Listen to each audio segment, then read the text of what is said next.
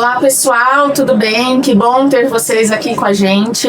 Eu sou a Caroline Bittencourt, sou sócia diretora do Grupo Bittencourt, uma consultoria que tem 4 décadas de mercado para desenvolvimento, expansão e gestão de redes de negócios e franquias.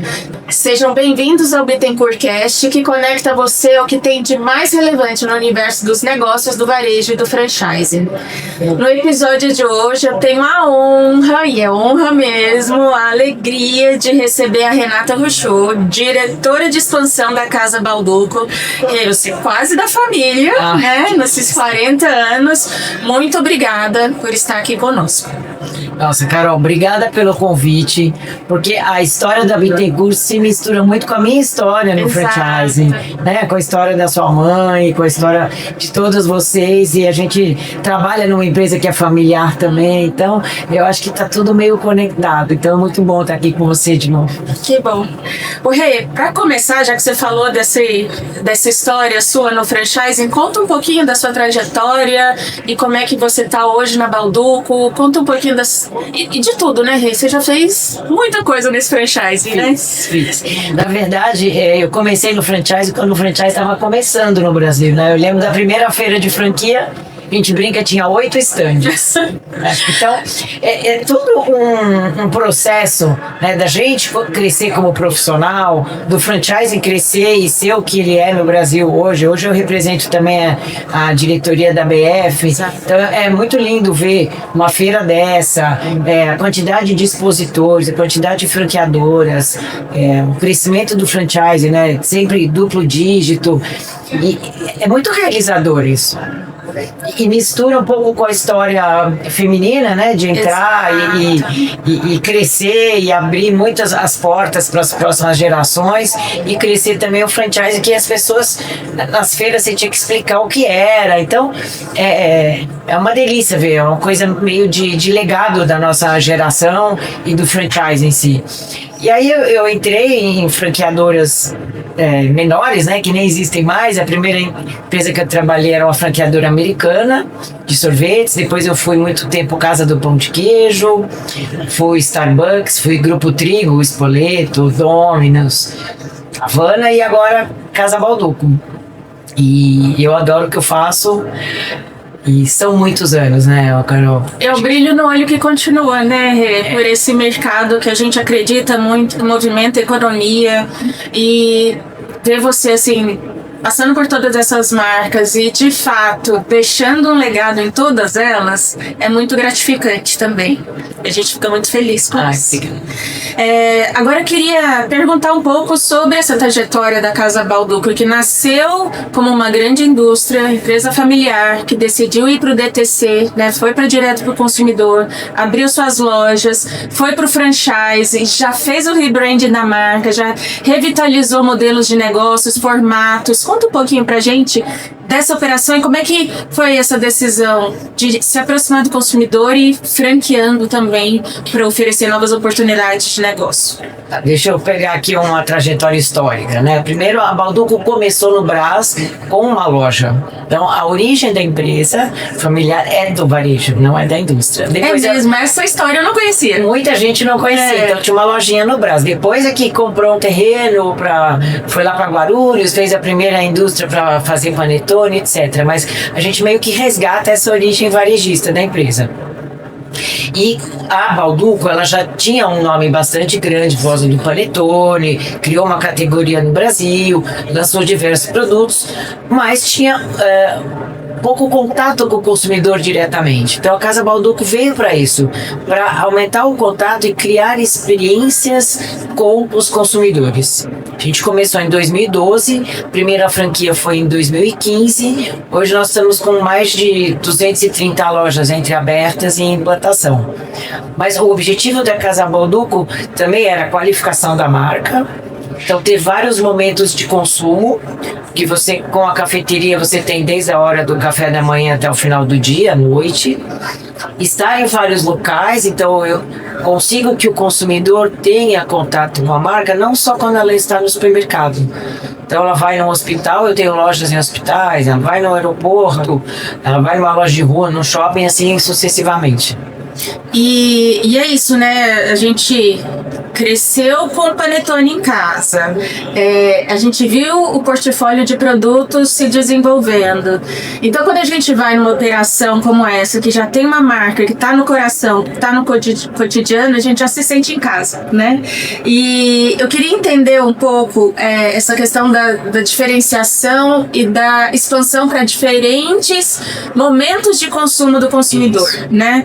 Vocês também têm expandido e criado novos formatos de negócios. A gente tem visto também as lojas da Balduco gigantes por onde a gente passa, que minha filha adora entrar, sentar naquele biscoitão e comer os produtos, buscar os produtos.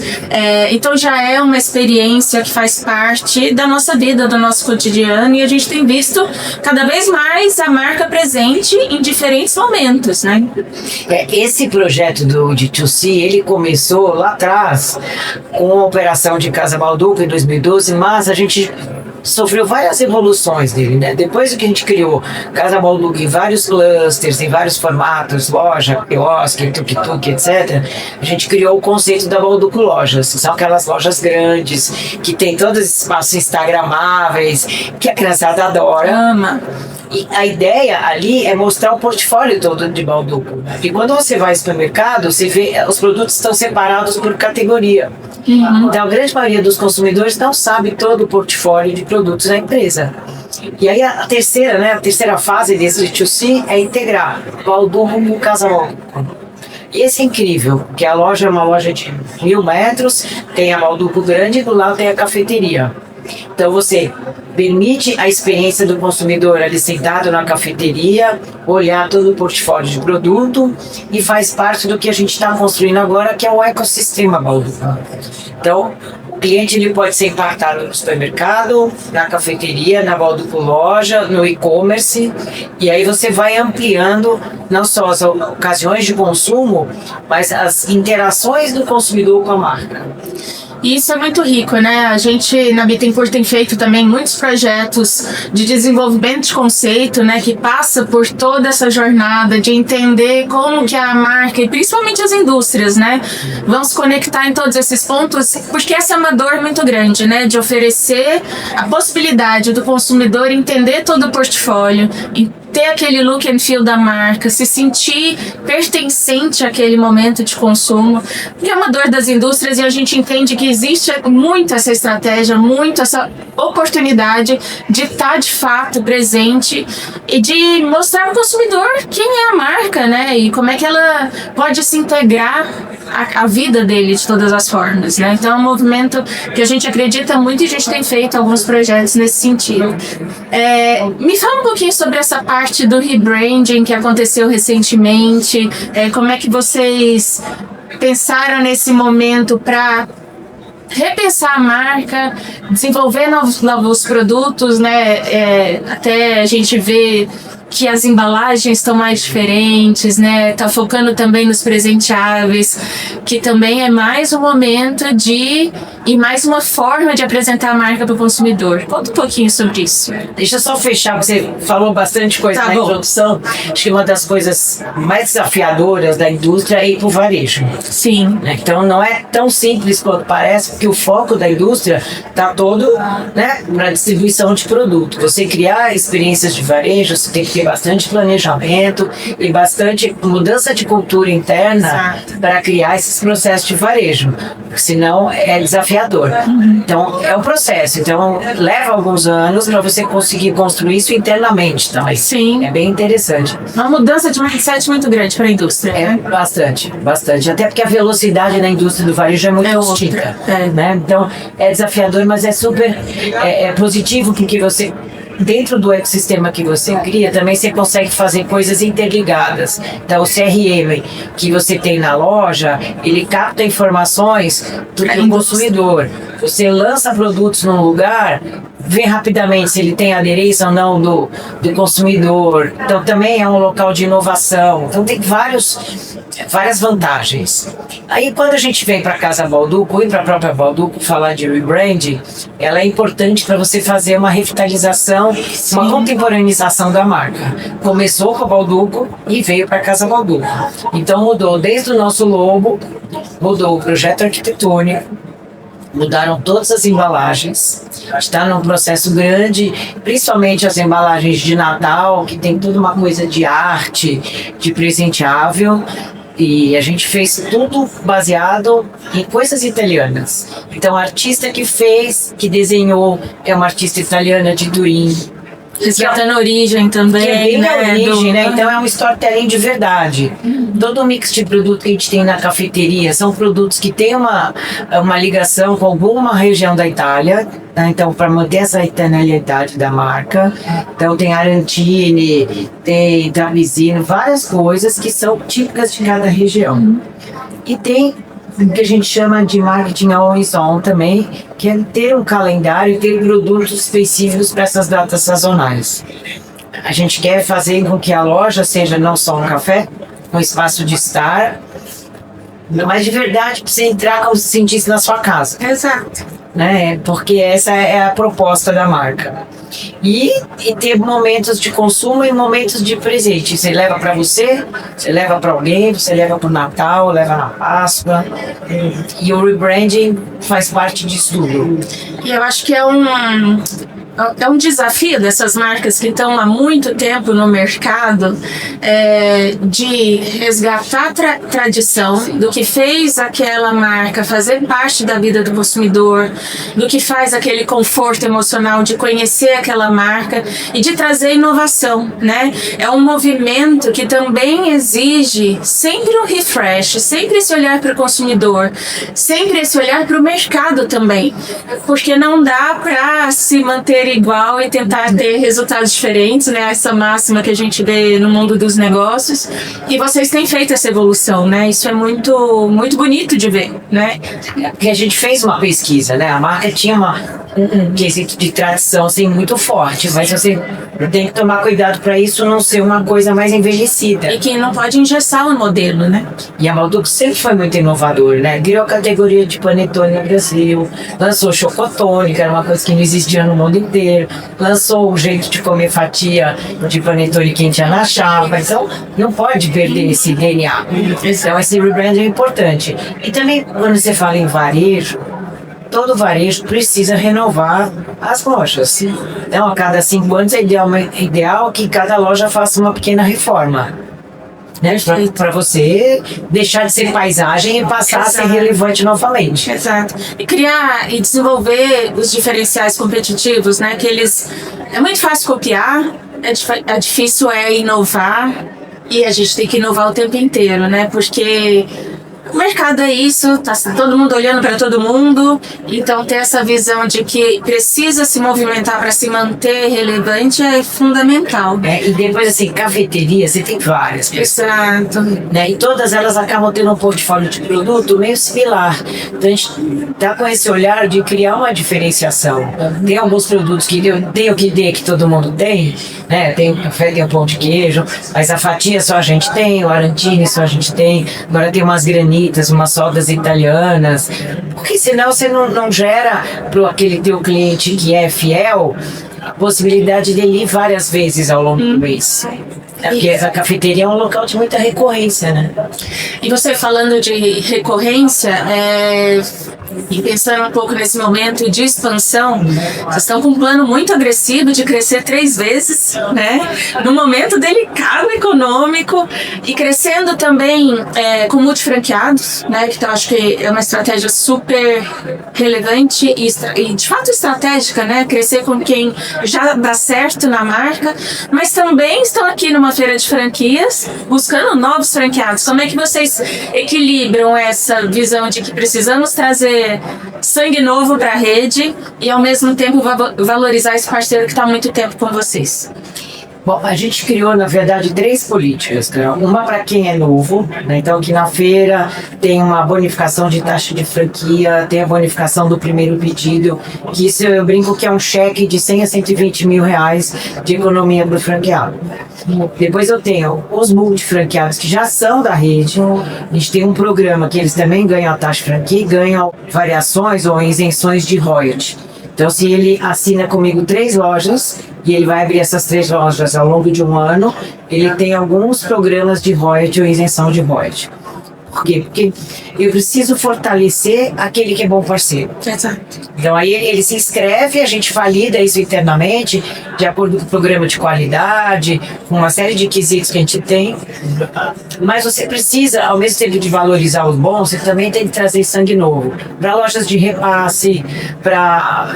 Nós estamos com 230, mas nosso objetivo são 500 lojas. E eu preciso ter a possibilidade que tanto o novo como quem é da casa consiga também escalar o seu negócio. Sim. Porque ele ter uma loja não é suficiente para ele, primeiro para ele crescer, para ele aumentar o seu resultado financeiro, para ele dar a possibilidade para a sua equipe se desenvolver e crescer também. Com uma loja ele fica limitado. Então, se ele tiver 3 lojas, ele faz um atendente virar encarregado virar gerente. Então, a escalabilidade tem que ser acessível para o franqueado também, não só para o franqueado. Exato. E essa visão de evolução dentro da rede também é muito legal. Assim, a gente já viu algumas franqueadoras que o atendente acaba virando franqueado, né? Isso é uma coisa que a gente vê evolução. E a questão do brilho no olho que eu tava falando, né? Porque um franqueado que começa com uma loja e evolui para a segunda e evolui para a terceira, ou já acredita na marca o suficiente para assinar um contrato de 3 em um ano, eu entendo que é um nível de confiança muito grande, que aquela oportunidade vai dar certo, e já enxerga na marca a questão do suporte, de saber que não está sozinho. Então, essa visão de acompanhamento e de trazer pessoas que de fato acreditam, eu acho que é super relevante. Eu não vou dizer para você que a gente não erre nunca. Claro, né? Ninguém é perfeito. Mas você tem que minimizar o erro. Sim. E você tem que... Eu enxergo franquia, principalmente, como uma coisa de ganha-ganha. Então, ganha o franqueador, ganha o franqueado, ganha o atendente. Se cresce um, todos têm que crescer na base. Porque senão a relação de confiança, ela se perde. E no franchise, essa relação de confiança é fundamental. É a base. É a base. Então a gente tem franqueados que vieram com a gente de outras marcas. Tem franqueada que veio visitar que eu conheci, ela tinha 15 anos de idade, a mãe dela era minha franqueada. Olha só. E ela hoje tem 12 operações, ela é multiloja, é multimarca. E é isso. As pessoas têm que crescer ao redor e junto com a gente. E esse processo de sucessão, como é que vocês trabalham dentro da rede? Olha, a gente ainda não é uma rede como outras redes que tem mais de 1000 unidades, né? Então a gente ainda está num processo de sucessão relativamente pequeno, com 200 unidades. Mas é super relevante. Do mesmo jeito que você faz rebranding, você tem que treinar o teu franqueado para vários ciclos de vida. Então hoje, essa semana, junto com a feira, a gente está treinando os franqueados para treinamento financeiro, como fazer DRE, como fazer gestão de loja, e começa a treiná-los para serem gestores de multiloja. Porque é muito diferente você tomar conta de uma loja, passar para 3, passar para 10 e assim por diante. A gente tem franqueadores que tem quase 20 lojas conosco. Uma rede dentro da rede. É uma rede dentro da rede e ele é multimarca. Então são vários ciclos que você tem que entender e dar esse suporte para cada um deles para ele crescer junto. Perfeito. E vocês têm investido fortemente no CRM, inteligência de dados, análise desses dados. Como é que isso muda a forma do negócio operar e de se revigorar também para trazer novas ideias, novos processos, para entender o que precisa ser movimentado dentro do modelo de negócio? Bom, isso acho que um dos maiores investimentos da Balduco, além de investir no D2C, é a parte de tecnologia CRM. Então, todas as campanhas que a Balduco faz para os clientes do supermercado hoje estão integradas com Casa Balduco. Porque o cliente é o mesmo. Se ele consome Balduco ou Casa Balduco, ele é Balduco, ele está na marca. Então, é super importante essa parte de tecnologia interna, tanto de CRM como o NPS das lojas, e a gente até em expansão a gente usa inteligência artificial, já usei para fazer planejamento de expansão, agora a gente está usando para atender o primeiro contato das pessoas que vêm na feira, então eu tenho um agente de IA, porque é o mundo hoje. Você não pode parar, é dinâmico. Então, ao mesmo tempo que você está operando, você está rodando. E tem muita coisa que ainda tem que ser feita, né? A lição de casa nunca termina. Não acaba, não acaba. Porque você olha, né? Agora o pessoal todo voltou da China e falou, olha, as frentes na China estão fazendo isso e aquilo. Opa, deixa eu ver o que é. Exatamente, essa questão do primeiro atendimento acontecer por IA é uma coisa que eu acho que vai acelerar muito o processo de expansão com quem importa. Não que os candidatos não importem, não é isso. Mas selecionar aquele candidato que é o ideal para a marca, né? E de fato fazer as equipes de expansão focar em quem tem potencial, né? Isso é uma coisa que a gente tem feito na Bittencourt também, de fazer essa triagem, entender se aquele negócio funciona para aquela pessoa, porque isso é fundamental, e liberar as equipes de expansão para, de fato, entender se aquela pessoa é a ideal para o negócio, né? E assim, tem candidato certo para o lugar certo. Às vezes o candidato que tem uma loja de shopping não é o candidato ideal para uma loja de aeroporto ou para uma loja de hospital, que é outra forma de se relacionar. Né? É outro locador, é outro mindset. Cada local tem um motivo. Tem um serviço diferente. Então, você também, quando você faz o atendimento de expansão, você tem que ter essa sensibilidade para casar o melhor para cada um, né?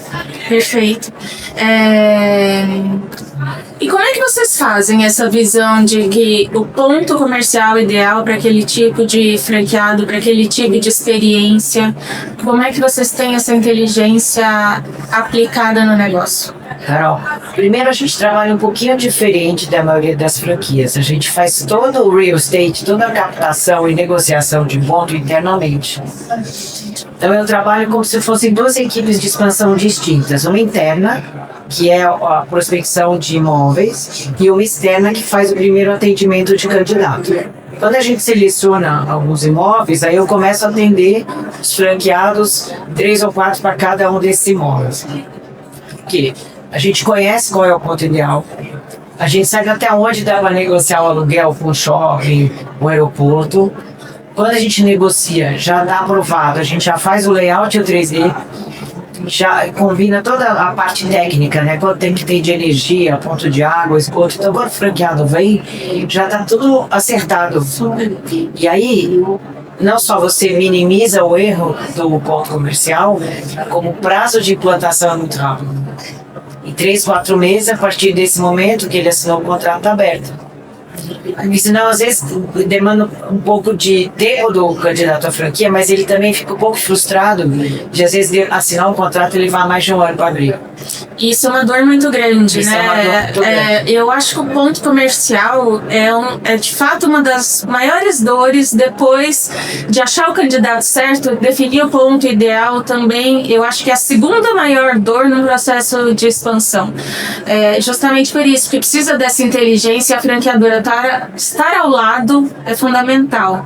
Porque o franqueado, de fato, ir atrás dessa localização é um movimento difícil para ele, que ainda precisa entender o negócio, ele tem muita coisa para aprender e precisa ainda se preocupar com isso. A franqueadora está do lado, eu acho que é fundamental. Claro que o franqueado da gente já tem um pouco mais de expertise. Sim. Ele já tem mais facilidade de prospecção. Ou com o empreendedor que ele já é lojista, enfim. Mas quem nunca fez vai ter muita dificuldade, não tem os contatos, não sabe até onde pode ir em termos de aluguel. Então a gente faz esse trabalho e faz como se fossem 2 cronogramas paralelos, né? O real estate, que é a prospecção dos imóveis, e a captação dos candidatos. E aí a gente vai interpretando isso para fazer o casamento na hora certa. Muito bom. Ô Rê, agora indo já para o final da nossa conversa aqui, eu quero ouvir um pouco da sua experiência. E se você tivesse que apontar uma mudança no comportamento do consumidor que vai impactar o setor de uma forma forte nos próximos anos, qual seria? Eu acho que esse movimento já está acontecendo de uns 5, 6 anos para cá. Eu acho que depois da pandemia as pessoas passaram a ter uma percepção um pouquinho diferente de mundo, né, de coisas. Então, deixou de ser só a compra de produto para ser uma experiência de marca. Eu quero viver coisas, mais do que adquirir, eu quero viver. Então, o varejo todo tem que se adaptar a isso. A gente vai continuar vendendo produto? Vai, mas não é só isso. É o storytelling que tem que ser de verdade, tem que ser genuíno, e você não pode perder o foco da sua história, né? Do nosso caso, de produtos italianos, etc. Então, você tem que criar momentos memoráveis. Eu acho que isso qualquer marca de varejo. Só a venda de produto, ela é uma coisa que já ficou para trás. E esse movimento, ele não tem mais roda. Concordo super. Acho que essa questão dos serviços também no varejo, de aumentar o valor que aquele consumidor tem ao se relacionar com a marca, né? Acho que valorizar o fato dele estar dentro da sua loja, da sua cafeteria e não de outra, eu acho que isso é fundamental nesse momento do varejo, não só do food service, né? Não, de todos, porque assim, eu acho que tem que acontecer é uma ligação emocional com a marca. Aquilo tem que fazer diferença na vida da pessoa, por algum motivo, ou porque ali é um lugar que eu relaxo, ou porque ali é um lugar que eu encontro um amigo, e aquilo a marca me lembra um Natal muito legal em família. Enfim, qualquer marca tem que ter isso, porque senão as pessoas vão ter milhares de escolhas para fazer. É isso.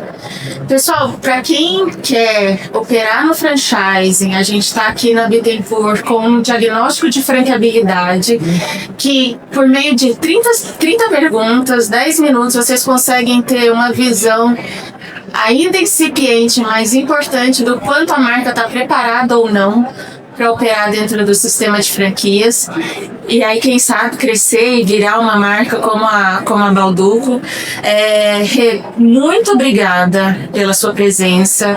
Foi um prazer aprofundar. Eu não sabia que a Balduco tinha começado com o varejo e depois foi para a indústria. Então é sempre